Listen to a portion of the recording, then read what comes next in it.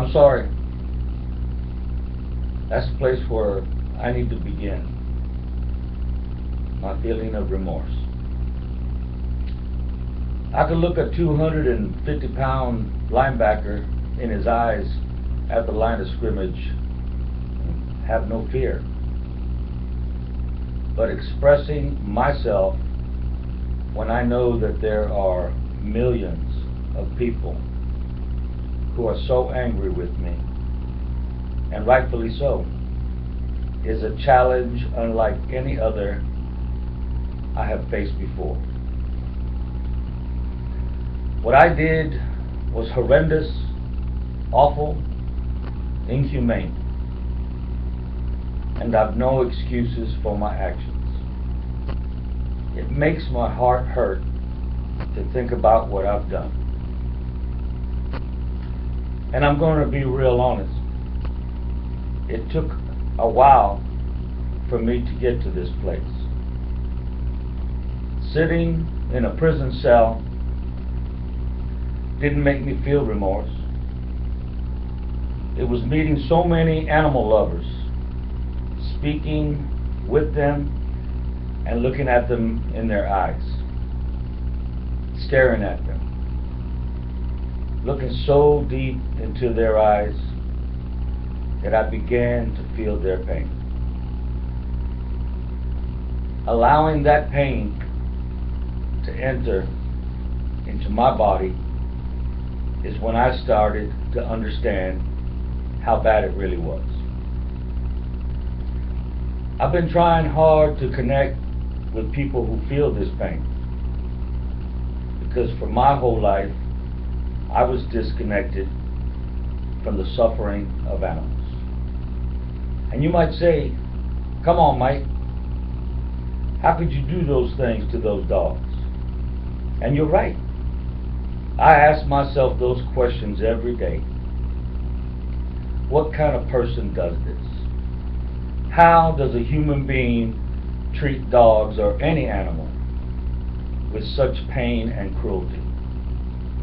And the hard part for me is the answer to all these questions, because the answer is me. And I'm trying so hard right now to become a better person,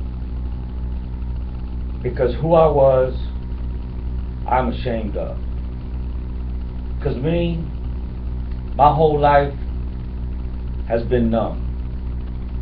I was numb to the violence in my community because I saw it all of the time, ever since I was a child. I mean, how does one grow up in a city that's nicknamed is bad news?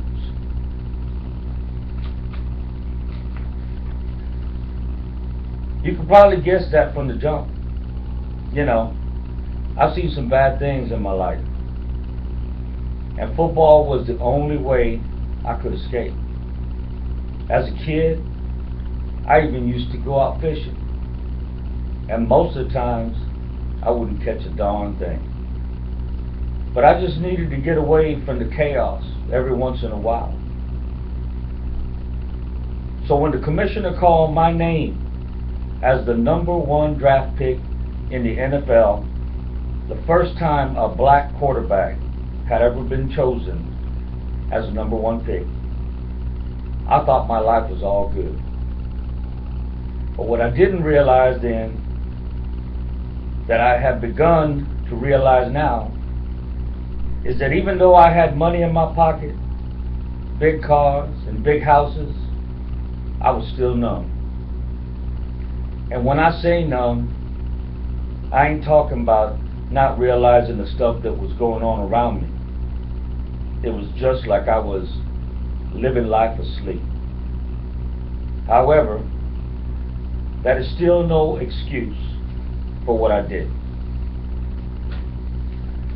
But let's not forget that there are still hundreds of thousands of young people growing in similar environments, and seeing violence at a young age has severe consequences.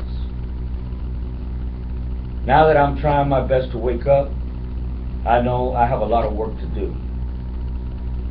And this isn't about trying to win a Super Bowl ring or an MVP trophy. This is about trying to save lives. I think back to when I used to play football, and of course I used to see all the kids in the stands wearing number 7 jerseys.